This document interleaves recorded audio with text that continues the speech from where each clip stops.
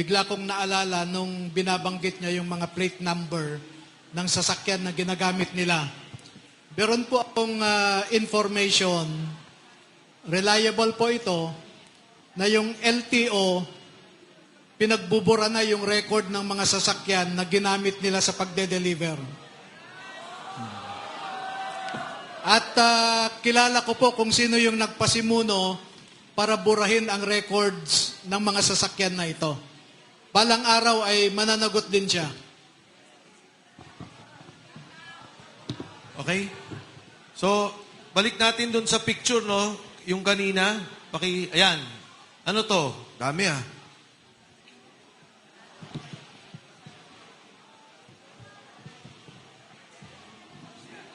Paki-describe kahit sino.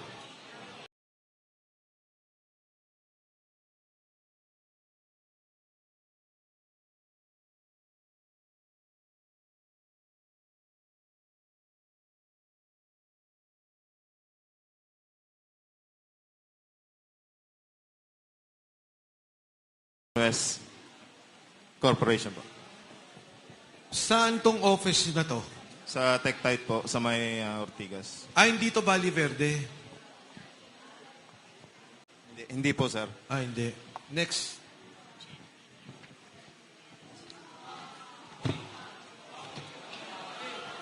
Saan to? Doon din po yan, sa office din po yan, sir.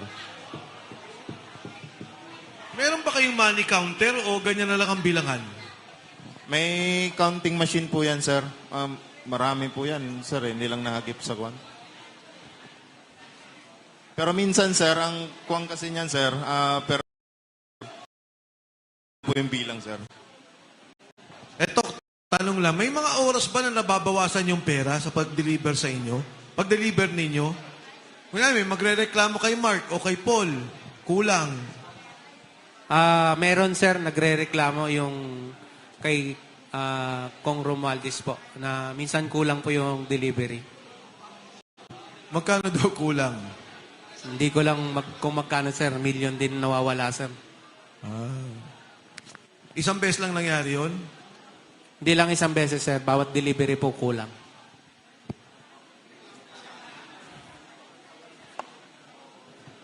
Pero sir, di kami kumuha nun nagbibilang. Sir. Paldo sana kami ngayon, sir. Ayan, saan to?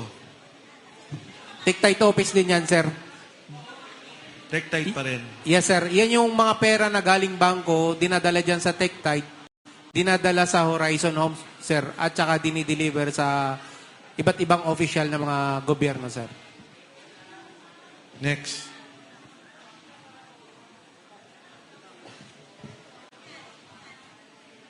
Sir, yan sa building ni Senator Soto.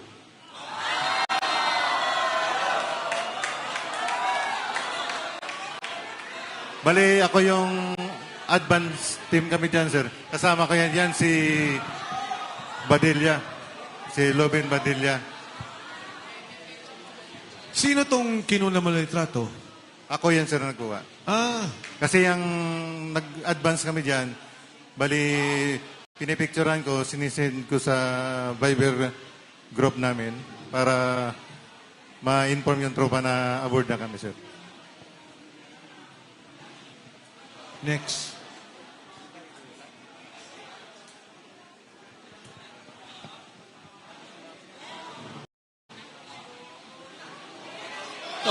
Tore, oh.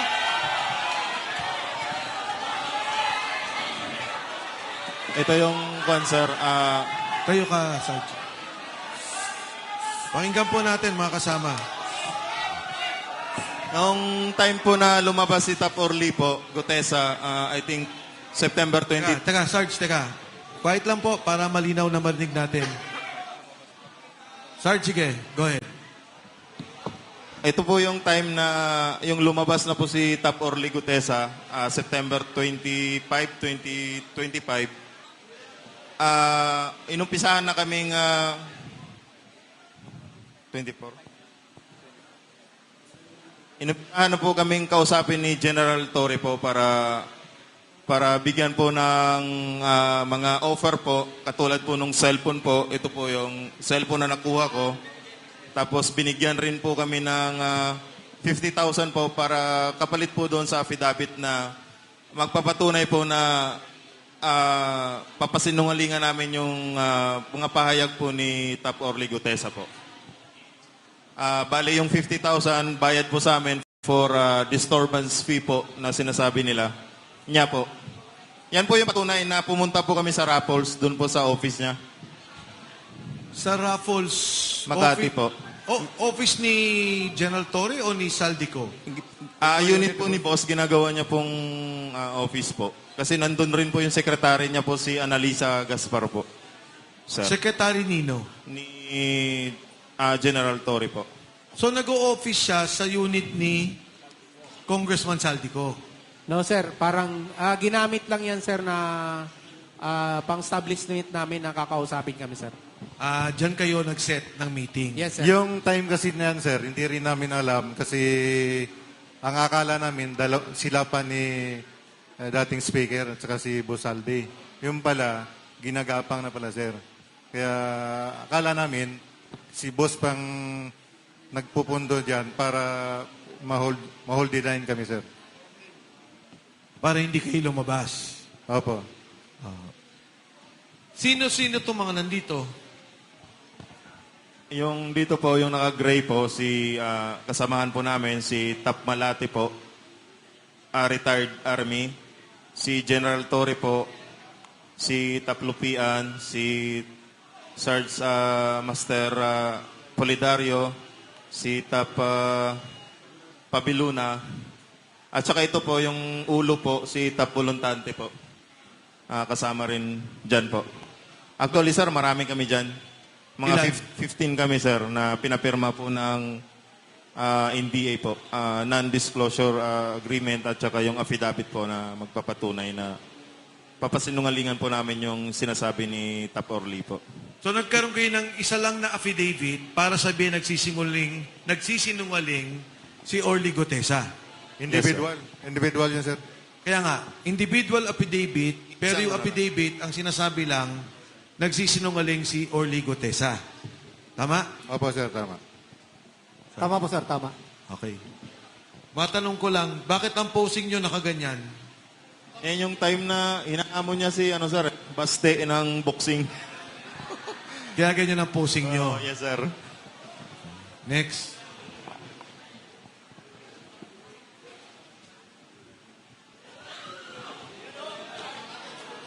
Kami po yan. Nagpa-picture po siya sa akin. So, makatuwid, napapirma naman yung 15. Di ba? Napapirma.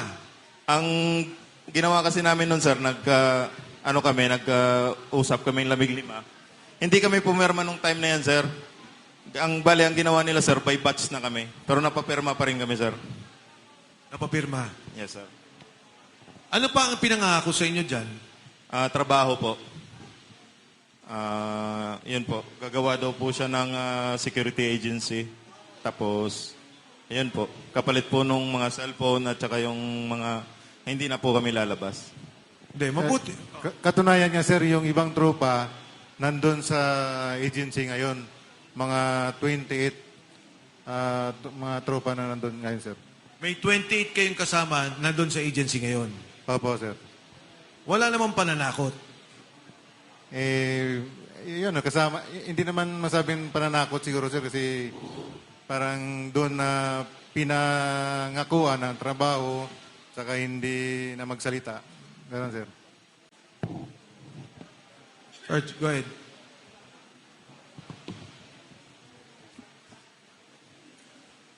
Sir, karagdagan po doon, sir, sa binanggit po ni Sarge Baupan, sir, regarding doon sa cellphone. Bali, ang nangyari po niyan, sir, nagkaroon po niyan, sir, ng majority na pilian ng cellphone. Ito po yung isa, sir. Yung kay Sarge Baupan po, sir, ay iPhone 16. Ito naman po yung isa, sir, is Samsung S25 FE. Nung niresearch ko po ito, sir, nilaunch po dito sa Pilipinas, sir, ng September. Tapos binigay po ito, sir, tama po si Sarge Bopan, sir, na naging by batch po yung pagbibigay nito plus 50,000 na disturbance fee. So, ang binigay ko po doon sa kanila, sir, ay yung hindi yung luma, kundi yung bago kong binili, sir, na cellphone. Kaya napalitan po yung sa kanila. Tapos po doon sila sa Elite, sir, sa pagkakaalam ko po, sir, 29 po sila yung nandun. Bali, nakapasok po kami doon ni Sir Sinesa, sir, nung December 19 until hanggang March 15, sir. Andun pa po sila yung iba, sir, na mga kasama namin. Sa tingin nyo, kung ipapatawag yung mga kasama ninyo, mapapatotohanan lahat ng sinasabi nyo ngayon? Yes, sir. Basta may pasumpi na, sir. May tumawag po sa akin, sir, yung kabats ko na dating pinasok ko, sir, sa Elite. Tumagal po siya, sir, doon ng mga 1 week lang ata, sir. Nung nag-video call po kami, nung nag-video chat, sir, nabanggit niya sa akin, sir, na sabi niya, Meg, yung Elite wala na doon sa dating place dyan, sir, sa may Guadalupe. Di tinanong ko siya, sir, sabi ko, may alam ka ba, Meg, doon sa kung saan sila lumipat? Sabi niya, pagkaalam niya, sir, dito daw po sa may bagong kapitolyo ng Pasig, sir, lumipat yung Elite, sir. Okay. Meron pa ba? Balikan ko lang pakiulit nga yung dun sa Land Bank at saka BDO para lang ma-record natin yung mga withdrawal kasi importante ho yun. Magagamit later on ng as part of evidence. Okay, go ahead, Sarge. Yes, sir. Totoo po yan.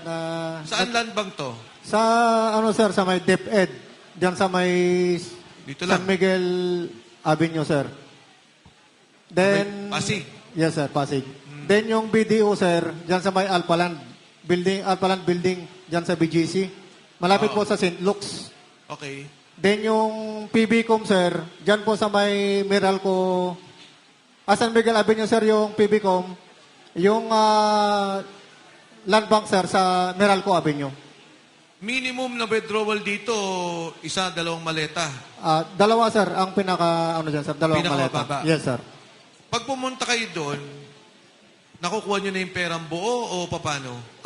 Sa experience ko, sir, na nung pumunta kami, sir, dyan sa Land Bank,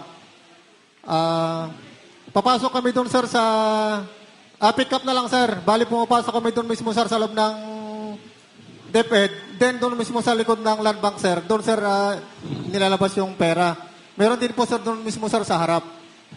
Pag nilabas, nakabaleta na o paano? Nakamaleta na po yun, sir.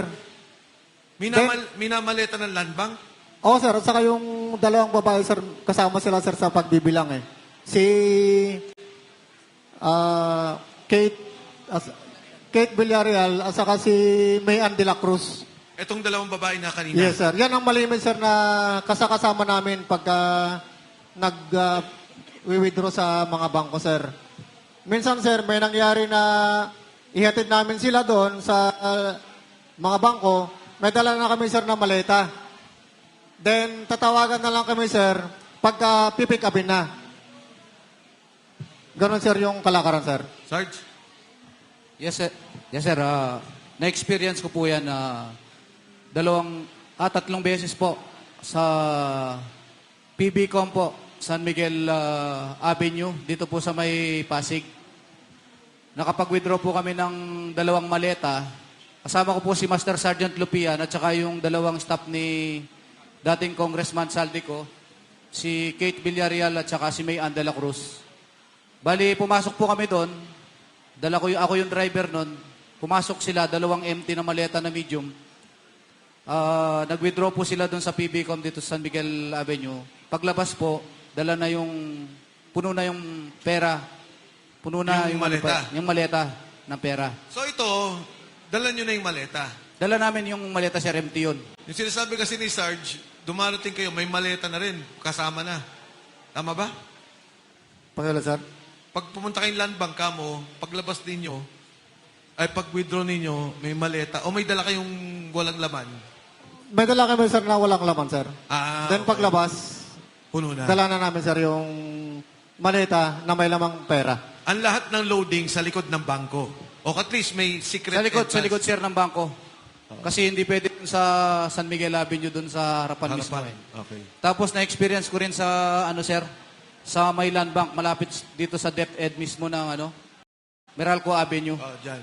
2 maleta rin yun, sir. Isang large, medium.